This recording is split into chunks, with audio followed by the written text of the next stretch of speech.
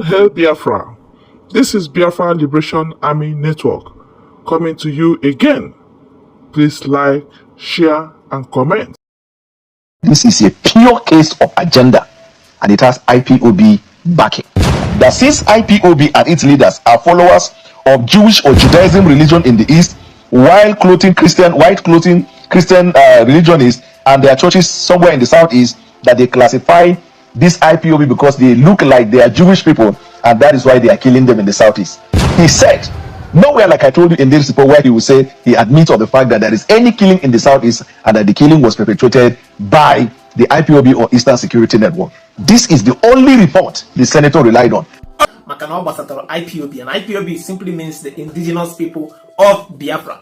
Yes, only a few days ago, a few weeks ago, Ebido reports to US government to actually look into the genocide, the buying of innocent Christians in Nigeria. There has been a whole lot of reports, videos trending online where the US lawmakers actually called on the attention of the president to look into the matter and actually declare Nigeria a state or a country of particular concern. Now, this particular video, this man had an interview here. They are actually, I'm not very defend the Nigerian government. Now I push a narrative that now the people making this report to US are actually IPOB.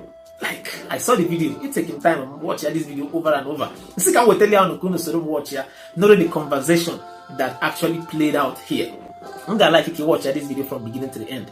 Can you read this video? Because when you put on the IPOB, they make with the reports. Now IPOB push with the reports. Anyways, even when you put a video, because it's not IPOB. I will not say you are actually saying something else. And that Junaju, after watching this video, or some sort of IPOB Christians. We have Northerners who are Christians. Kaduna State, some part of Jos who are Christians. Benue who are Christians. These people are not Igbos. They are not IPOB members. Because IPOB means indigenous people of Biafra. So, Onyaburuwaneya will actually look for a way to make reports. Since the government hadn't made anything within their strength to curb this issue. Since 2009, Kanye Kubo started this massacre, this genocide on Christians in Nigeria. Or the government don't hear anything they are doing about it. Few months ago, where people were unalived, where people were brutally murdered in different categories. Government or Guinea about it, nothing. The killings of Kusigo, no. Instead, we see videos where terrorists and bandits are being negotiated with by the government. The same government now. The matter is just so funny. Actually, I'm going to watch this video. Not the conversation and the interview that actually played out here. How damaging is Senator Ted Cruz's position? He's not only saying it, he's moved it as a movement of law for an act of parliament in the United States.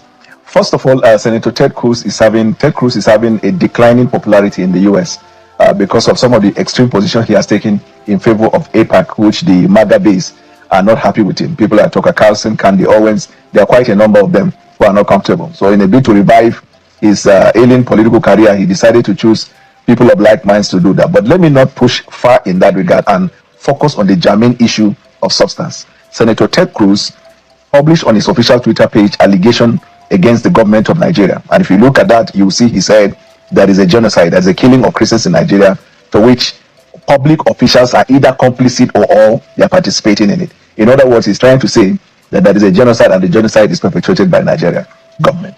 Now, genocide, if you look at the very concept and definition of genocide, you know that it has to be a state orchestrated thing, or even if it is non-state actors, it has to be established.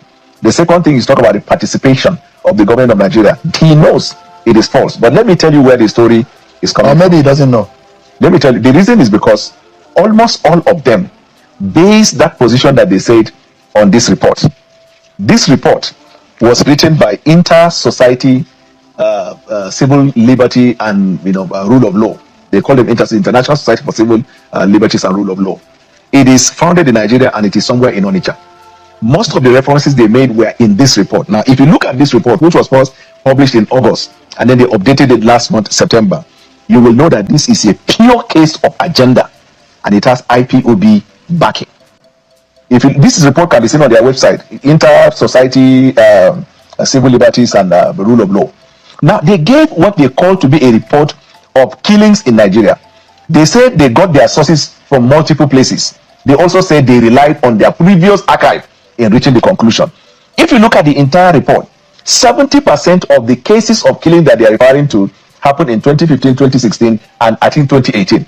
The reference they made to the killings in 2025, they said the report, they got them from Sahara Reporters, they got it from one civil society, and they got it from what they call open source.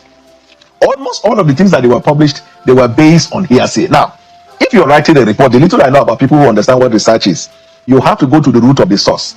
You have to verify the point. Nowhere in this report has he established one fact, that this report stemmed from a research by their organization. Needless talking about the people who fund this particular organization. But do you know one intriguing thing about his report? He has analyzed every killings in Nigeria. There is one killing that he refused to acknowledge. And in fact, he even said that all of the killings of priests, the citizens of the southern eastern Nigeria, he said they were perpetuated by the Nigerian security forces, Nigerian CAT team, and Nigerian intelligence officers in the pretext of fight against IPOB.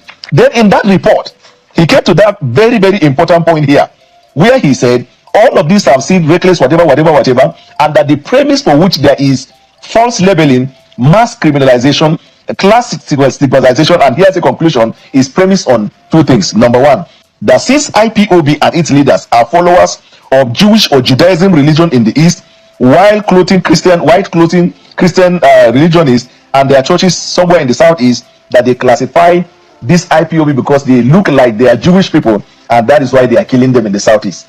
He said, nowhere, like I told you in this report, where he will say he admits of the fact that there is any killing in the Southeast and that the killing was perpetrated by the IPOB or Eastern Security Network. This is the only report the senator relied on. Meanwhile, there have been reports by Human Rights Watch, report by Amnesty International, United States Institute of Peace, and all other allied reports on insecurity in Nigeria. Not a single one referenced any form of insecurity as religiously based killings in Nigeria. So there is a concern, though, because where the fire is originating from does look like it's Nigerians who have instigated this, and there are those who say they have directly been impacted by the killings in Nigeria. Right. For example, July this year, some Nigerians, some of them who are from Benue State, they had a protest press conference in Washington DC, and now we're even hearing that Marco Rubio is supporting this move, and they said that there is a genocidal attack in their land. Some of these people, and I would say after the Yawata attack, those who have risen up to say it does look like a coordinated attack against Christians, because most of the people that were attacked, churches were attacked, the people that were attacked, most of them are Christian. That it looks like a coordinated attack. Nigerians in the United States seem to have fueled or instigated it. So there are three things you mentioned here. Number one is a group that went and protested. Number two, the issue they presented to the congressmen. They are fabricated and half truth. Yes to the fact that there have been killings. No to the fact that the killing is because they are Christians. You see, because anywhere a crime is committed, the tribe or religion that is predominant in that place will be the most casualty. You will see the most casualty there. In the same way you see in Zamfara, in Sokoto, in Katsina, in Kebbi, where these bandits have come and killed people, abduct people, majority of them are Muslims. So when you go to Benue, and but let me tell you something. Recently, there have been arrests of individuals that were fomenting crisis in Benue. Guess what? They were flown in the public media. Some of them are Christians.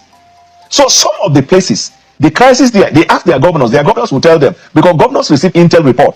It is not because they are Christians. Either it is based on land grabbing, cattle rustling, cattle this, whatever it is, that is the component. That's why United States Institute of Peace never mention religion. So when you go to the United States and you push religion, that you are being persecuted before you are Christian, to me is a mischaracterization of the real issue. What is the implication of Nigeria being designated as a country of particular concern? Well, if a country is designated as a country of particular concern, what happened is that that country is likely to come under sanction.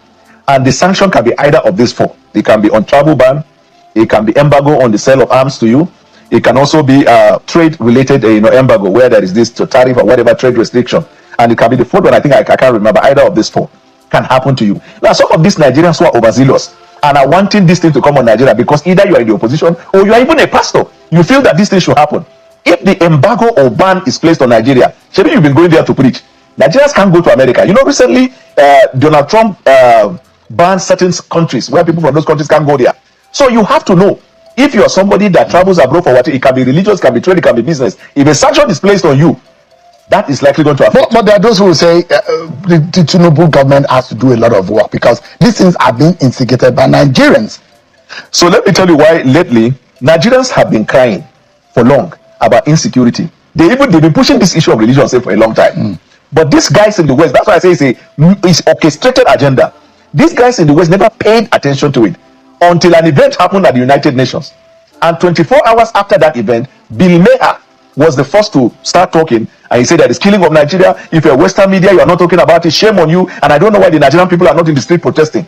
After he said that, 2 other podcasters said it, and then before you know, the senators who are APAC-backed senators and senators who have alien political career, those ones continue to say it and ask people to retreat. Now, this is how you will know that it is agenda. When Nigerians were crying insecurity, what did they do? They didn't do anything. Until now, they feel the opportunity presents itself for them to pick that thing up in order to create problem for Nigeria. And you talked about Marco Rubio may buy into it. Because before now, when Marco Rubio was an ordinary senator, Marco Rubio was among the persons who were pushing for that kind of a thing. But we are committed in bringing out the falsehood. We admit there is insecurity in Nigeria and we're fighting it. We have made significant progress since 2023 when the president came. None of the insecurity in Nigeria relates to religion, and we are making the progress that is required.